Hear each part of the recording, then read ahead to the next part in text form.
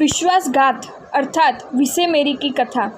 विशाल नगरी का राजा नंद अत्यंत प्रतापी राजा था। उसके समान ही एक महान विद्वान बहुश्रुत नामक उसका मंत्री था। विजयपाल नामक उसका पुत्र भी अत्यंत विनयी था। उसकी रानी भानुमति ने उसको मुग्ध कर दिया था। वह उसके तनिक भी दूर नहीं रह सकता था। वह उसे सदा साथ ही रखता था। राजा यदि शिकार पर जाता तो भी रानी को साथ ले जाता और यदि वह राज दरबार में बैठता तो भी रानी को पास बिठाता था। ये बात मंत्री को अच्छी नहीं लगी, अतः उसने एक दिन राजा को एकांत में कहा, राजन, आप मेरे अन्नदाता हैं। सच्चे सेवक का कर्तव्य है कि स्वामी यदि भूल करे और मंत्री उसे जानता हो फिर भी उसे न कहे तो वह कृतघ्न कहलाता है। आपको रानी जी प्राण से भी अधिक प्रिय है, ये मैं जानता हूँ, फिर भी दरबार में आप उन्हें अपने पास बिठाओ, ये उचित नहीं है। यदि आपको उनका विरह असह्य हो तो उनका एक सुंदर चित्र आप अपने पास रखें, उसमें कोई आपत्ति नहीं है। राजा ने भानुमति को एक सुंदर चित्र बनवाया। यदि वह चित्र पड़ा हुआ हो और देखने वाला यदि गौर से न देखे तो प्रतीत होगा कि मानो राजा रानी ही बैठे हैं। उक्त चित्र राजा नंद ने अपने गुरु शारदा नंदन को बताया। महापुरुषों की हाँ में हाँ कहने वाले तो स्थान स्थान पर मिलते हैं, परंतु यदि स्वयं को उचित नहीं प्रतीत हो तो नहीं कहने वाले तो कोई तेजस्वी पुरुष ही होते हैं। शारदा नंदन बुद्धिमान एवं तेजस्वी थे। वे चित्र देखते ही बोले, राजन, चित्र तो चित्रकार ने रानी जी है वैसा ही बनाया है, परंतु उनकी बाई जांघ में तिल है, वह इस चित्र में उसने चित्रित नहीं किया। राजा तुरंत चौंक पड़ा। रानी की जांघ में तिल है, उसका शारदा नंदन को कैसे पता लगा? क्या भानुमति शारदा नंदन के साथ दुराचार में लिप्त रही होगी? स्त्री का क्या विश्वास। राजा ने शारदा नंदन को रानी का प्रेमी मान लिया और उसने उसका वध कराने का निश्चय कर लिया। राजा और शारदा नंदन अपने अपने स्थान पर चले गए, परंतु जाते जाते राजा ने मंत्री को बुलाकर आज्ञा दी कि शारदा नंदन का सिर काट डालो। इस आदेश के क्रियान्वयन में तनिक भी विलंब न हो। बहुश्रुत मंत्री दूरदर्शी था। उसने सोचा, राजा मनस्वी होते हैं, वे शीघ्रता में जो कुछ कहते हैं वह सब मान्य नहीं किया जाता। आज उनमें क्रोध का आवेश है, अतः वे इस प्रकार कह रहे हैं। कल जब क्रोध का वेग कम होगा तब उन्हें अपनी भूल समझ में आएगी। शारदा नंदन जैसे विद्वान की हत्या करने के पश्चात वैसा बुद्धिमान व्यक्ति फिर खोजने से थोड़ी ही मिलेगा। मंत्री ने शारदा नंदन को बुलाया और राजाज्ञा की बात कही। उन्हें अपने प्रासाद के तलघर में गुप्त रूप से रखा। दूसरे दिन राजा को कहा, मैंने आपके आदेश का पालन कर दिया है। रानी के प्रेमी का वध होने की बात मानकर राजा अत्यंत प्रसन्न हुआ। एक बार राजकुमार विजयपाल शिकार खेलने गया और उसने एक शूकर का पीछा किया। शूकर आगे और राजकुमार पीछे। दौड़ता दौड़ता राजकुमार एक जंगल में आ पहुंचा। उसके सब साथी उससे दूर रह गए। सूर्यास्त हो गया। चारों ओर पक्षियों का कलरव होने लगा। तनिक रात्रि होते ही वहां शेर चित्तों की दहाड़ सुनाई देने लगी। राजकुमार एक वृक्ष के समीप आया और हिंसक पशुओं से बचने के लिए वह वृक्ष पर चढ़ गया। इतने में एक व्यंतरादिष्ट बंदर बोला, राजकुमार, ये वन भयानक है, तू ऊपर चढ़ गया है, ये ठीक किया। देख, नीचे ही बाघ खड़ा है। राजकुमार ने बाघ को देखा। देखते ही वह कांपने लगा, परंतु तत्पश्चात बंदर द्वारा साहस दिए जाने पर वह स्थिर हुआ। रात्रि बढ़ने लगी। राजकुमार को नींद आने लगी। तब बंदर ने कहा, कुमार, तू अभी मेरे गोद में सो जा, मैं तेरी रक्षा करूँगा। दूसरे प्रहर में से सोऊंगा और तू मेरी रक्षा करना। हम दोनों को जगते रहने का क्या काम है। राजकुमार भूखा था और थका हुआ था, अतः वह बंदर की गोद में सिर रखकर गहरी नींद में सो गया। कुछ समय के पश्चात बाघ बोला, बंदर, इस राजकुमार को तू मुझे दे दे, ये मेरा भक्ष्य है। मनुष्य का अधिक विश्वास मत रख। बंदर ने कहा, मैं उसे नहीं सौंप सकता, वह मेरे विश्वास पर मेरी गोद में सोया है, मैं तुझे कैसे सौंपूं? एक प्रहर व्यतीत हो गया। राजकुमार जग गया, अतः बंदर राजकुमार की गोद में सिर रखकर सो गया। जब बंदर खर्राटे लेने लगा तब बाघ बोला, राजकुमार मैं भूखा हूँ, तू मुझे बंदर दे दे। बंदर का तू क्या विश्वास करता है? बंदर के समान कोई चंचल प्राणी नहीं है, और चंचल चित्त वाला व्यक्ति कब प्रसन्न हो जाए और कब शत्रु हो जाए उसका थोड़ी ही विश्वास है।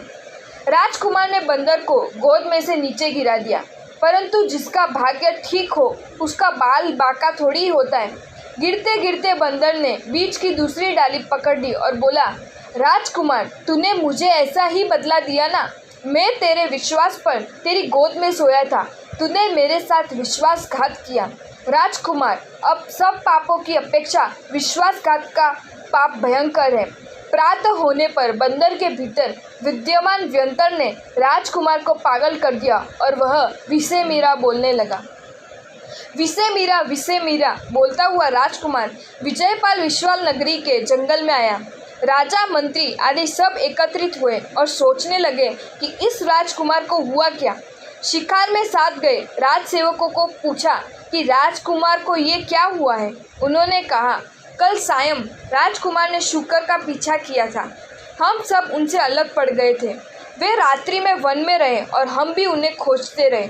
इतने में जैसे आपने इन्हें देखा वैसे हमने भी इन्हें विसे मीरा बोलते हुए देखा है। इससे अधिक हम कुछ नहीं जानते। उस समय राजा नंद को बुद्धिमान शारदा नंदन का स्मरण हुआ। वे यदि आज होते तो इसका अवश्य ही मुझे सच्चा निदान बताते, क्योंकि उनकी बुद्धि अगम निगम की ज्ञाति थी, परंतु उनका मैंने वध करवा दिया। अब क्या हो सकता है? राजा ने संपूर्ण नगर में ढिंढोरा पिटवाया कि राजकुमार को स्वस्थ करने वाले व्यक्ति को राजा आधा राज्य प्रदान करेंगे, परंतु कोई भी आधा राज्य लेने के लिए तत्पर नहीं हुआ। मंत्री ने राजा को कहा, राजन, राजकुमार चंगा हो ना हो ये तो उसके भविष्यवक्ता की बात है, परंतु मेरी पुत्री इस संबंध में कुछ अच्छा जानती है। वह तलघर में ही रहती है, उसे बताएं। विसे मीरा बोलने वाले राजकुमार को लाकर राजा तलघर में आया। मंत्री बोला, पुत्री राजकुमार के रोग का निदान करके राजा एवं प्रजा पर अनुग्रह कर। पर्दे के पीछे छिपे शारदा नंदन ने कहा, विश्वास प्रतिपन्नानम मंचने का विदग्धता अंक मारू यज्ञ सुप्तानाम हंतु की तव पौरुषम। विश्वास रखने वाले को ठगने में क्या चतुराई है, गोद में सोए हुए को मारने में क्या पराक्रम है। मंत्र का प्रभाव होने पर जिस प्रकार विष की प्रबलता कम हो जाती है, उसी प्रकार विसे मीरा बोलने वाला राजकुमार स्तब्ध होकर नेत्र फाड़कर ये श्लोक श्रवण करता रहा और श्लोक पूर्ण होने पर सेमीरा बोलने लगा। पर्दे के पीछे से शारदा नंदन बोले, सेतुम गत्वा समुद्रस्य गंगा सागर संगमे ब्रह्मा मुच्यते पापत मित्र द्रोही न मुच्यते। सेतु राम द्वारा निर्मित समुद्र की पाल देखने से तथा गंगा एवं सागर के संगम में स्नान करने से ब्रह्म हत्या करने वाला अपने पाप से मुक्त होता है, परंतु मित्र का संहार करने का अभिलाषी व्यक्ति सेतु को देखने से अथवा संगम में स्नान करने से शुद्ध नहीं होता। सेमीरा बोलता हुआ राजकुमार ये श्लोक श्रवण करने के पश्चात मीरा बोलने लगा। राजा को अब विश्वास हो गया कि राजकुमार अब अवश्य स्वस्थ होगा। इतने में पर्दे के पीछे से तीसरे श्लोक का उच्चारण हुआ, मित्र द्रोही कृतघ्नश्च स्तेयी विश्वासघातक चत्वरो नरके यान्ति याव चंद्र दिवा करो। मित्र का संहार करने का अभिलाषी, कृतघ्न, चोर एवं विश्वासघातक ये चारों जब तक सूर्य चंद्रमा उगते हैं तब तक नरक में रहते हैं। मीरा बोलता हुआ राजकुमार रा बोलने लगा। विसे मीरा के 3 अक्षर छूट गए। राजा मंत्री सब आश्चर्यचकित होकर देखते रहे, ये क्या बोला जा रहा है और उससे ये अक्षर क्यों छूट रहे हैं, इसका उनको कोई पता नहीं लगा। शारदा नंदन ने पर्दे के पीछे से छोटे श्लोक का उच्चारण किया, राजन स्तवम राजपुत्रस्य यदि कल्याण मिच्छसि देवी दानम सुपात्रेषु ग्रही दानेन शुद्ध्यति। राजन, अपने पुत्र का कल्याण चाहते हो तो सुपात्र को दान दे, क्योंकि गृहस्थ दान से ही शुद्ध होता है। राजकुमार के नेत्रों में से पागलपन चला गया, वह स्वस्थ हो गया और उसने वन का समस्त वृत्तांत राजा एवं मंत्री को कह सुनाया। राजा पर्दे की ओर हाथ जोड़कर बोला, पुत्री, तेरा मुझ पर तथा राज्य पर महान उपकार है, परंतु मैं तुझे पूछता हूँ कि निरंतर गर्भगृह में रहने वाले तुझे ये वन में घटित हुई बंदर, बाघ और मनुष्य की बात कैसे ज्ञात हुई? पर्दे में से शारदा नंदन ने कहा, राजन, देव गुरु प्रसादेन जीव वागे में सरस्वती तेनाड़ हम नृप जानामि भानुमत्यास्तिनम यथा। हे राजा, मैं देव गुरु की कृपा एवं मेरे जीव पर सरस्वती का निवास होने से जिस प्रकार मैंने भानुमति की जांघ का तिल जान लिया था, उसी प्रकार राजकुमार का ये समस्त वृत्तांत जाना है। राजन तुरंत खड़ा हो गया और बोला, गुरु शारदा नंदन? सामने उससे उत्तर मिला, हाँ। राजा तुरंत पर्दा हटाकर भीतर गया और बोला, गुरुदेव, मेरा अपराध क्षमा करें। राजा एवं शारदा नंदन ने प्रेम पूर्वक परस्पर आलिंगन किया। राजा अपने अविचार के कारण लज्जित हुआ और तत्पश्चात राजा ने अपना अविचारी स्वभाव त्याग दिया और राजा तथा प्रजा दोनों ने विश्वासघात की भयंकरता का विजयपाल के दृष्टांत से अनुमान लगाया।